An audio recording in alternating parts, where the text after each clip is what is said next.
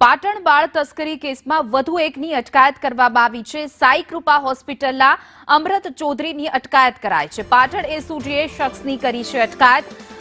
બાળકના નકલી જન્મ પ્રમાણપત્ર મુદ્દે અટકાયત કરવામાં આવી છે। સાઈ હોસ્પિટલમાંથી બોગસ ડોક્યુમેન્ટ અપાયા હતા।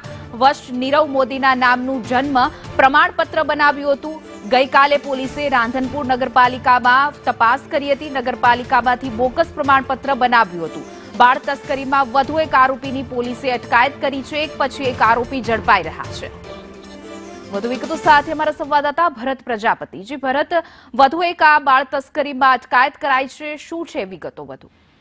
ચોક્કસથી પાટણ જિલ્લાની અંદર જે રીતે બાળ તસ્કરીનો મામલો છે ને બાળ તસ્કરી મામલામાં એક બાદ એક શખ્સોની અટકાયત કરવામાં આવી રહી છે કે પાટણની અંદર સુરેશ ઠાકોર, શિલ્પા ઠાકોર, રૂપસંગજી ઠાકોર સહિતના જે 5 અત્યાર સુધીના આરોપીઓ ઝડપાયા હતા, ત્યારે આજે વધુ એક એસઓજી પોલીસને સફળતા મળી છે કે રાધનપુરની સાઈ કૃપા હોસ્પિટલમાંથી જે પ્રથમ જે બાળક હતું વંશ નીરવ મોદી નામના જે બાળકનું જન્મપત્ર બનાવવામાં આવ્યું હતું તે સાઈ કૃપા હોસ્પિટલની અંદર મેનેજમેન્ટ ડિપાર્ટમેન્ટના હેડ તરીકે ફરજ બજાવતા અમૃત ચૌધરી દ્વારા સમગ્ર જે ડોક્યુમેન્ટ આપવામાં આવ્યા હતા અને ડોક્યુમેન્ટના આધારે જ રાધનપુરની નગરપાલિકા દ્વારા આ જન્મ પ્રમાણપત્ર કાઢવામાં આવ્યું। એટલે કે પોલીસે ગઈકાલે આખો દિવસ રાધનપુર નગરપાલિકાની અંદર પૂછપરછ કરી હતી, ત્યારબાદ સાઈ કૃપા હોસ્પિટલની અંદર પણ પૂછપરછ કરી હતી અને પૂછપરછને અંતે જે રીતે સાઈ કૃપા હોસ્પિટલની અંદર ફરજ બજાવતા અને મેનેજમેન્ટનું સમગ્ર કાર્યભાર સંભાળતા અમૃત ચૌધરીને પોલીસે અત્યારે અટકાયત કરી છે અને અટકાયત કરીને તેના વધુ તપાસ હાથ ધરવામાં આવી રહી છે।